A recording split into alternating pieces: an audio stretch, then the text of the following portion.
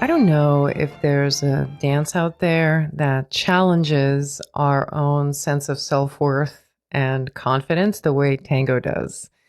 There's something particularly sensitive about the experience of learning the technique of the dance, the social etiquette, the layers of musicality, and it all feels very complex and really overwhelming. And for most people, it takes maybe even years to get acclimated to what tango requires and to feel somewhat at ease when they go out dancing socially. But I actually noticed that a particular layer of self doubt remains for a lot of dancers, especially for women.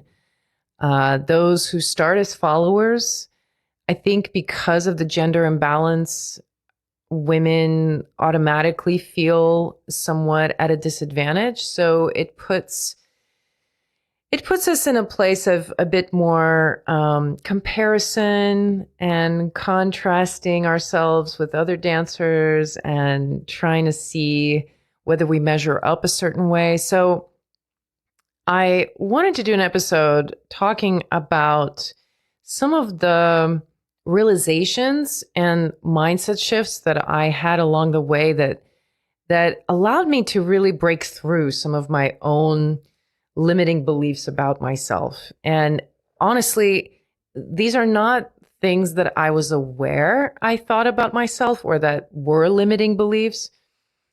And it was only in hindsight that I kind of saw what was limiting me in my own mind.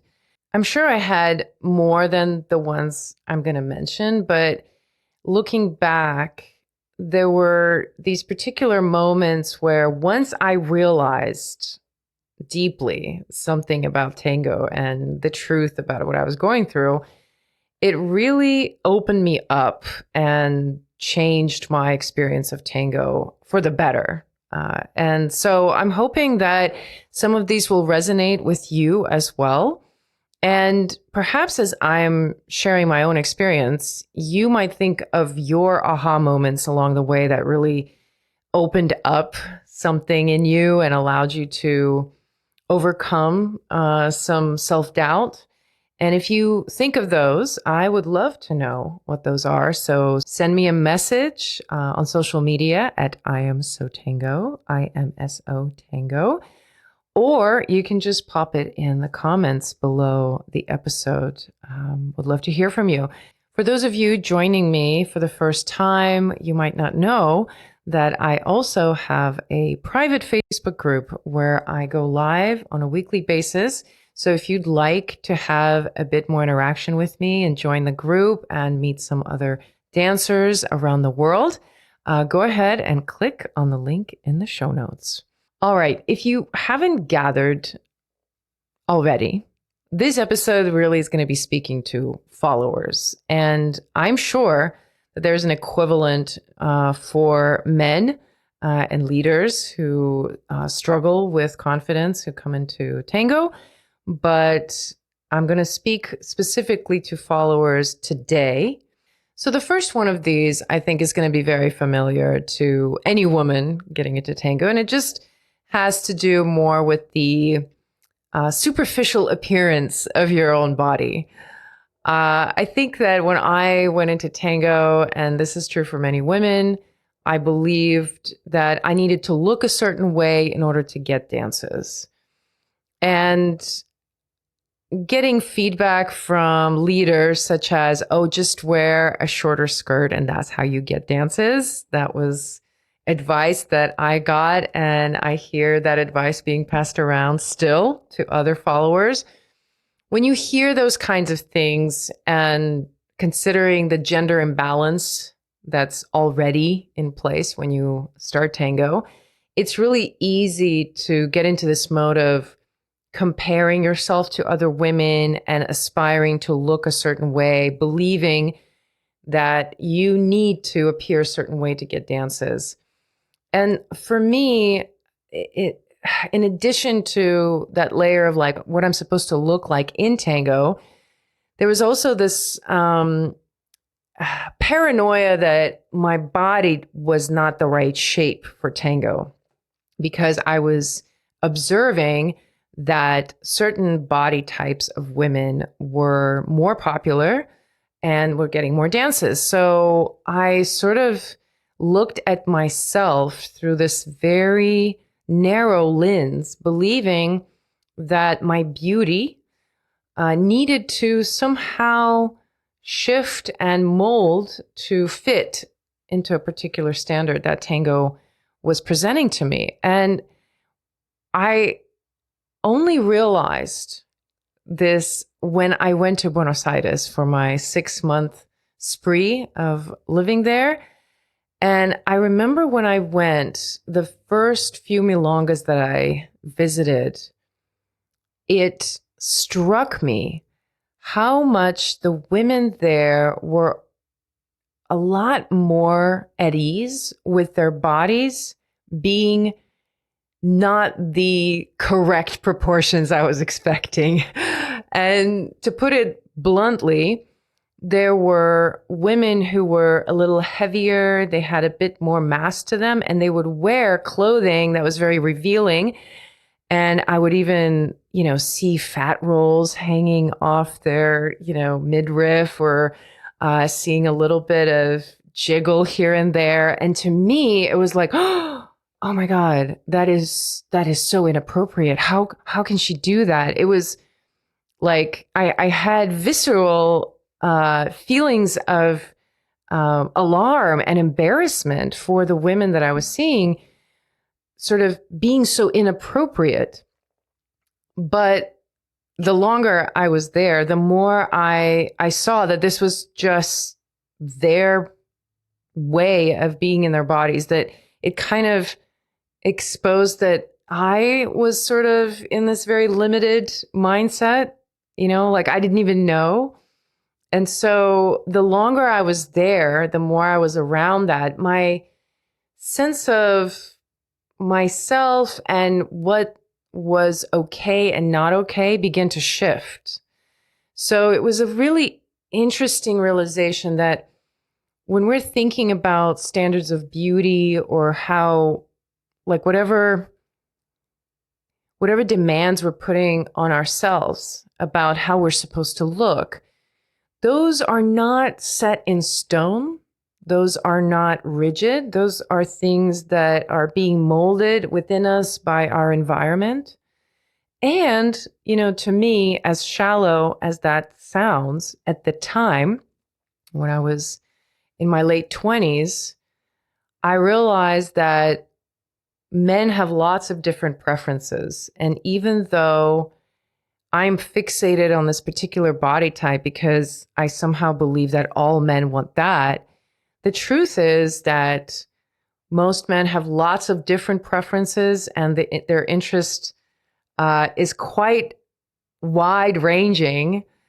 And that for many men, it is very attractive when women are a little heavier and have a bit more jiggle on them. Like, it's a different perspective altogether. So when I was in Buenos Aires, it just was obvious how I was in a different culture where bodies were seen in a very different light. And the way people moved and behaved around each other was, at first, felt sort of unfamiliar and uncomfortable. But the longer I was there, the more it just settled in my mind that it's like, oh, you know what? This is not something that's concrete. This is just something that is always going to be sort of forming inside my mind. No matter where I am, I'm always going to be reinterpreting how I look based on what's around me. So there is no one standard of beauty. And once you realize that, it kind of frees you up to not be so concerned and not keep striving after one particular look. That there is a place for you to relax and be yourself and look for your own feeling of comfort and elegance in your own body without having to feel like there's something lacking. And, as I say this, I'm realizing I still very much work on the same thing. It's very much an ongoing process. Those feelings of inadequacy, or somehow that you're not measuring up physically, or that you're being outshined by other people. Like, that's always part of the conversation. But I think the shift is that, and I know that those things are not static, that it is not something that is set in stone, but is more of a fabricated idea based on where you are. So the reality is, Tango is an invitation for us to choose to be a certain way that enhances our own experience of ourselves, amplifies our own uniqueness, right? Like, ultimately, that's what we want to experience. And instead of thinking that in order to be there, we have to earn our stripes and we have to get to a place where we deserve to have that fulfillment, to be the dancers that we want to be, the reality is there is no destination like that. And we can just accept ourselves as we are now and move on.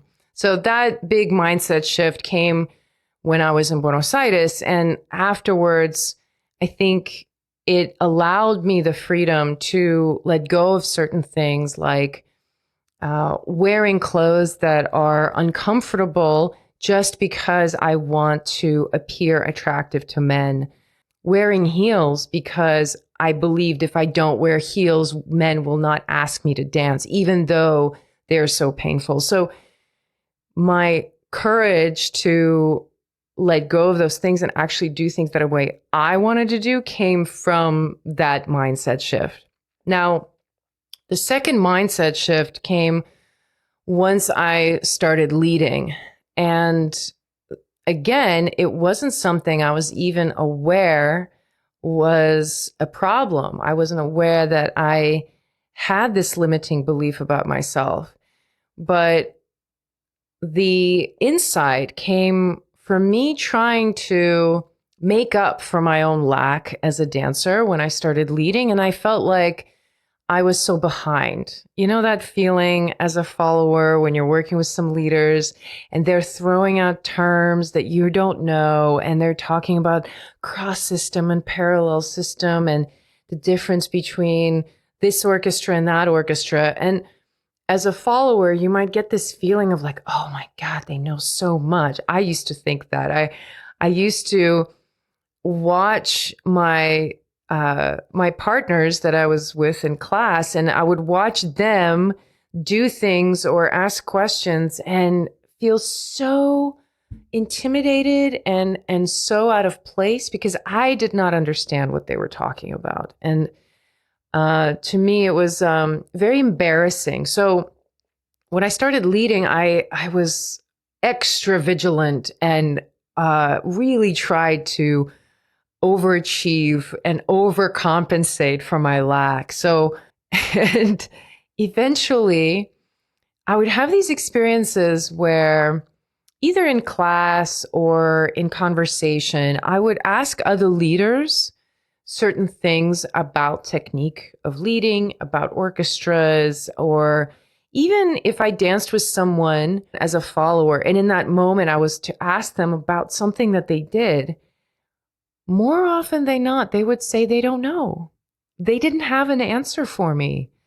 Either they weren't paying attention or they actually didn't think that deeply about this particular thing that I was asking. But what dawned on me after a few of those conversations and experiences was that, wow, leaders don't really know what's going on either.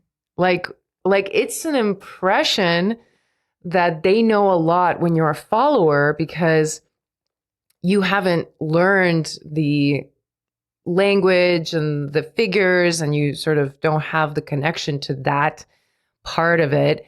But when you just go below the surface, it's actually very clear that a lot of times leaders are just guessing. Like when they lead you into things and they're doing all of this quote unquote fancy vocabulary that you are impressed with, and you might think like, wow, they really know a lot. There's just so much to know there. Once you actually get to know those pieces yourself, you realize that actually it's not that much to know.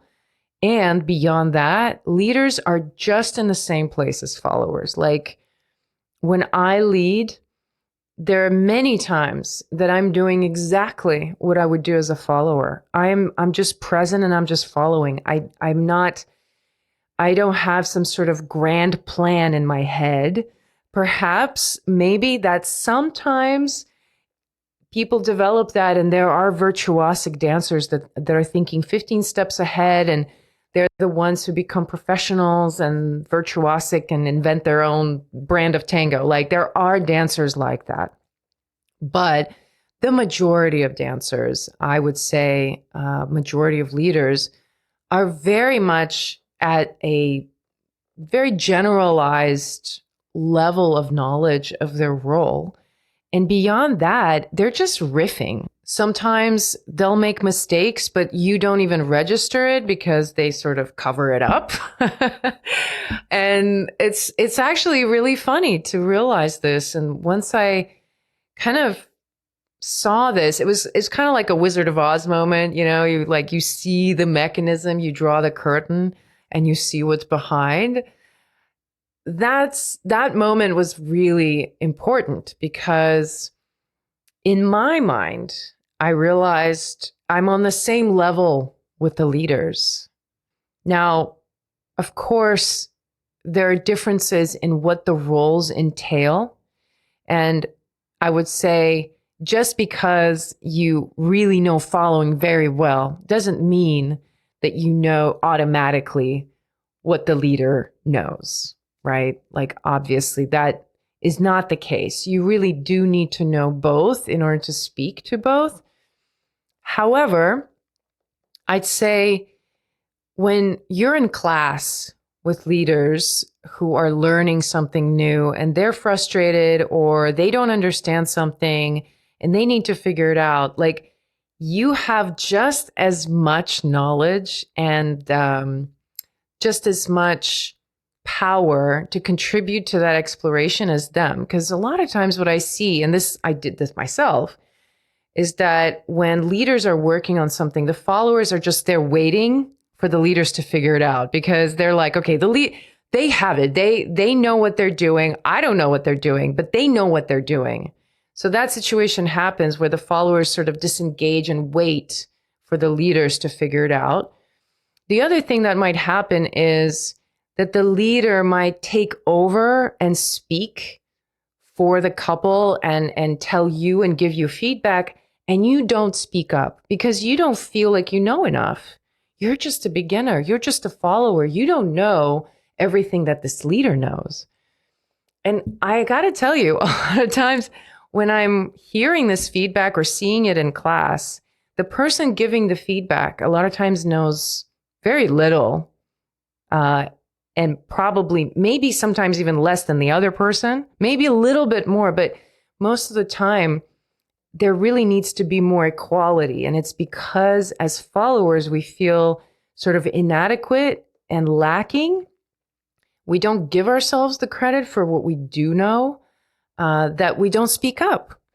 And so kind of realizing deeply to yourself that whatever level you're at, just know you're not as far as behind as your partner, as the leaders that you're working with.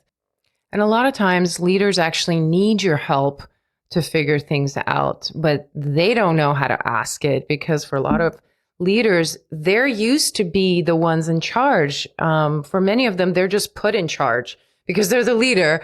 So I'm sure there are leaders who would be happy to have your help in figuring things out in a class environment. And I want to pause here and make this point that has been a really important observation from my years of teaching and dancing tango. And that is that for the most part, I find that followers have better technique and better musicality than leaders on the whole. And what I mean by that is following requires more sophisticated technique than leading. When we're thinking just about the demand on the body of acquiring new skills, following is more difficult than leading because you have to walk backwards. You have to do it in heels a lot of times. You have to be on one foot primarily while you're doing embellishments and lots of different other fireworks with your free leg. So it actually is built into the role that you develop a more sensitive, sophisticated technique when you follow. So when followers begin leading, as beginner leaders, they automatically have better sensitivity and technique than leaders who are just starting from leading. So that's one thing. But then also the musicality, hands down, followers are more sensitive to the music a lot of times than leaders. And it's a big complaint I get from followers who are really in tune with the music and then they dance with leaders who are not and they get frustrated. But again, it's just been such it's been a consistent phenomenon for me to observe that it's the follower role that ends up making you more musically inclined and more sensitive to the music than if you start leading. Because for leaders who just go into leading right away, it takes quite a bit of time for them to get to a place where they understand what musicality is. And this is one of the biggest complaints in tango from followers, right? Is that leaders a lot of times get fixated on vocabulary and do repetitive figures over and over again, and they don't stop when the music stops, or they don't slow down when the music slows down, because they're very much focused on the vocabulary. So for leaders to progress to the level where they know how to fit the movements that they know into musicality, how to make their movements musical, it takes some time. But followers, just by virtue of having to follow and listen to many, many types of interpretations of the same songs over and over again through different leaders, followers develop a keener sensitivity to musicality. So just knowing those two things right away, that as a follower, you have better technical abilities already than leaders who are starting brand new, as well as your musicality is more on point. Those two things should give you more confidence to speak up in class, basically, is what I'm saying, because you really do have a lot to offer. And most of the time, followers don't think that they do. They feel like they need to be quiet and they need to listen to the leader. But the reality is that followers are the ones who have a lot of the knowledge that needs to come up when you're working through different things, especially when it comes to musicality ideas. Which brings me to my last big realization. Musicality, I keep talking about it because this is just such an important and key piece to dancing tango. The other day, I was actually talking to someone about playing piano. And, I grew up playing piano. And when I was little, my teacher wanted me to learn music theory. She wanted me to learn to read the music, to be able to count. And I was so resistant. I was just a little rebel. I just did not want to learn it. I did not. I hated it. I hated looking at the page. I just wanted to hear it. I wanted to play intuitively. I wanted to just close my eyes and be in the zone. That's what I wanted to be able to do. But she wanted me to count and read, sight read. And I just really disliked it. So at some point, she caved because she kind of saw that unless she did cave, I would quit. And she really wanted me to continue playing. So she did not push it. And I continued playing, and I played for about 10 years. But then when I moved to the States and I got a new teacher, this teacher was a professional conservatory trained performing musician. Like, she was the real deal. And she was so tough and demanded so much of me that it broke me and I quit. And the reason was that I did not have the foundation of music theory to support me, because she wanted me to play more complicated pieces that required you to understand the theory. It required you to understand how to integrate these complex chords and melodies into your hands. And I just couldn't handle the pressure. I didn't have the backbone, really. So I quit. And I was sharing this story with a friend of mine who is a music teacher. And she said, rightly so, that she makes all of her students learn music theory. And she said, if you don't learn music theory, you're stuck. You're forever just a puppet playing the same things and executing, melodies and whatever, but you're not actually free to create. You don't have the freedom to grow and create your own music in a way. That's how I understood what she was saying. And it really resonated for me in the same way that I think about musicality for tango, that you can dance tango for many years without knowing the music, without really paying attention to it, but you're only going to get so far. Okay. You're only going to get so far. You're not going to get to the place where it really is about the dance and the music if you just know the vocabulary and you just do the vocabulary. And musicality then has a real purpose in liberating you from that trap of being controlled just by the vocabulary.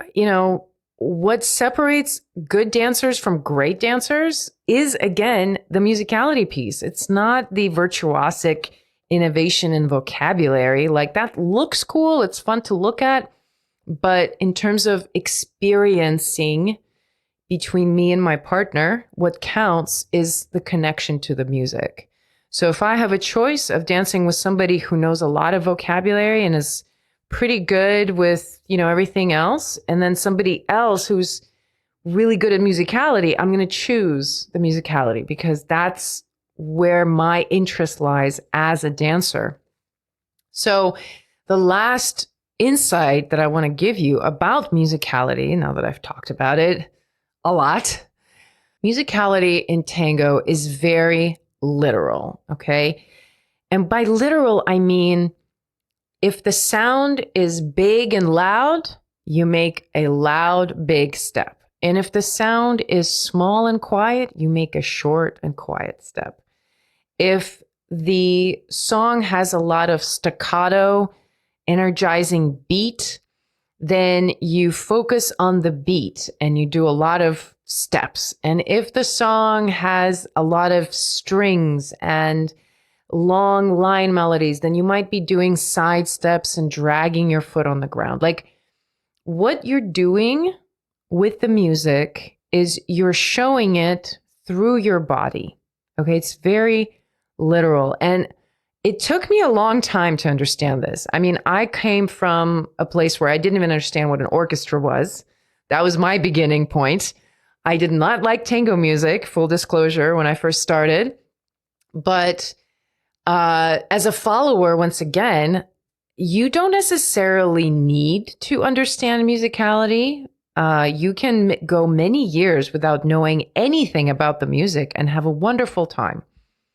However, eventually, musicality comes up in conversation. You hear it mentioned all the time. You hear people say that they'll choose dancers who have better musicality. So you might have a question like, how do I begin to show musicality? And that's where I ended up. And I remember taking a particular class that I keep talking about that changed my life. And this was the big insight. And I hope it resonates with you. If you're new to this concept, hopefully it will make the same impact that it did on me. The exercise was, the teacher said, okay, we're going to play this song and I want you to listen to the vocalist who's singing the melody. And whenever the vocalist runs out of air because they're finished singing the phrase, you're going to pause.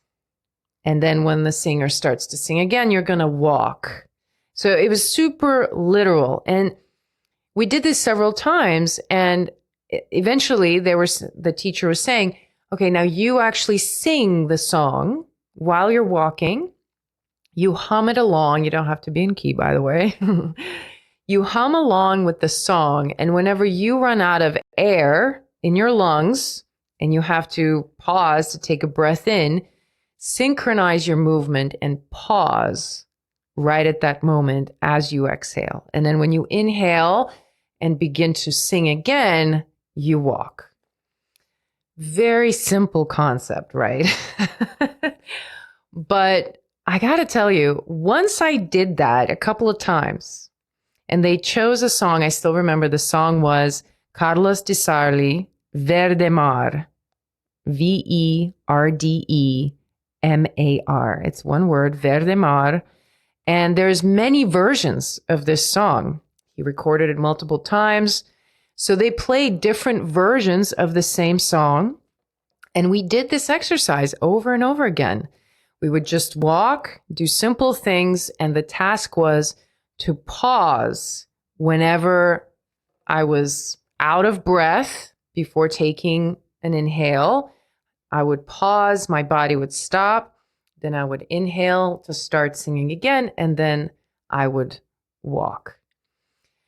That was sort of the beginning of my journey that took me to this place now where musicality is basically all I think about these days.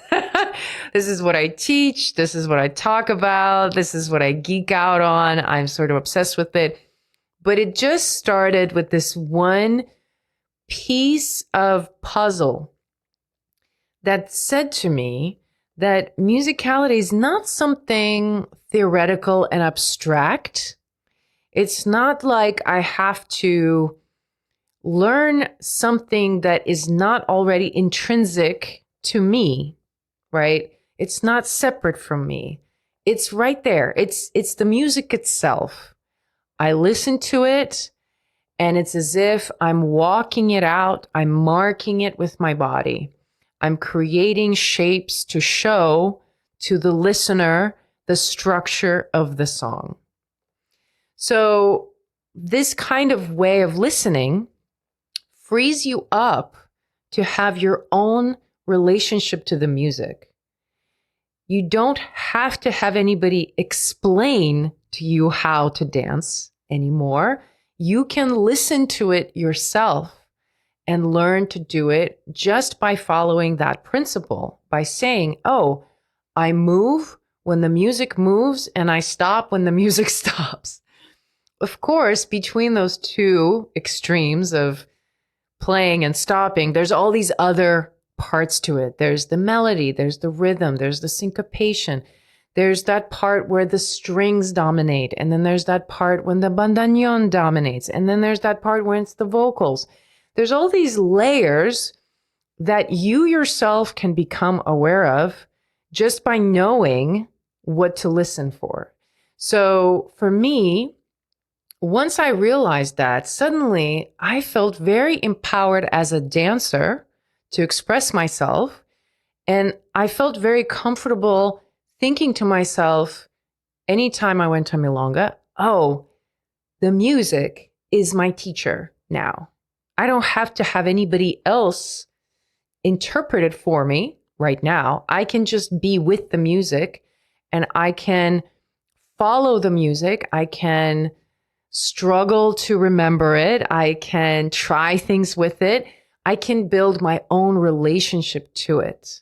I don't have to wait for someone to tell me how to relate to it. And that was pretty big. I have to say, it came at the time when I was starting to lead more and more. So it was very relevant to me as a leader. But I think as a follower, it opened up something for me as well, because suddenly I was in on the game. I understood what the leader is trying to do. So when I would dance with somebody who obviously really knew the song, obviously wanted to show all the little pieces of the puzzle that the song is, it was like I was in on the game. I could play along, I could contribute. And that's really when I started getting the more consistent experience of dancing with people that I really, really enjoyed, and I was really getting fulfilled. Possibly because my sense of musicality was more visible and other dancers could see it. It's something that's really obvious to people who know what to look for. So you'd be surprised that when you slow down and just become musical, you will find other people will compliment you, and people who didn't want to dance with you before will want to dance with you. And that's just because musicality is very potent. It's very visible in when you see it in a person, and it signals to the other person very clearly what kind of dancer you are. And recently, even, there's this fear and anxiety for some women who, like myself, have become more of a leader more consistently. I don't wear heels. A lot of times I'm just wearing my flats and my pants. So there's many leaders who don't actually know that I follow, and sometimes it's a little sad that people don't know that I follow as well. But I was at an event recently and I was mostly leading, and there was a teacher, professional dancer there, teacher visiting from Buenos Aires, and he capaceoed me after some time. And the first thing he said was, "I saw you leading, and the way you led, I thought to myself, I bet she's a good follower." And it was very rewarding to hear him say that, because that's exactly what it means. Even though there might be that sentiment still out there that as a female leader, somehow you stop being a good follower, you're not as sensitive or whatever. It's not been my experience. Overall, I actually feel the opposite, that for me, learning to lead musically and discovering that pathway in my mind to the music where I can really tune into the music, then made me that much more powerful as a follower, because now I could help the leader in more ways. Because I understood what they're trying to do. And a lot of leaders will ask me, like, how do you do that? It's like you're reading my mind. And it's like, no, it's because I'm listening to the same thing. I'm in on it. I'm in on the joke. So those are the three big shifts that were really relevant to me. I'm curious if any of these resonated with you. The body image piece, that really there's no such thing as a perfect body image in tango. Secondly, leaders don't actually know much more than you do most of the time. And musicality is super, super literal. So whatever level you're at, you really do have the ability to learn to hear the music the way you need to and to make your dance better that way. Now, this month, I'm actually doing another musicality webinar on September 20th. So check it out. This time it's going to be on distinguishing between melody and rhythm. These webinars that I'm doing focus on you developing the sensitivity to hear different elements of the song and then knowing how to put them into your body.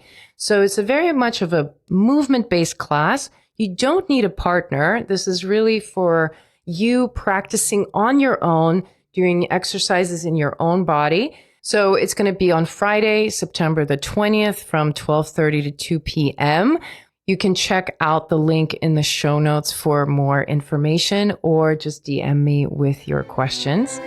I hope I see you there, and we will continue this banter next week. Until then, ciao.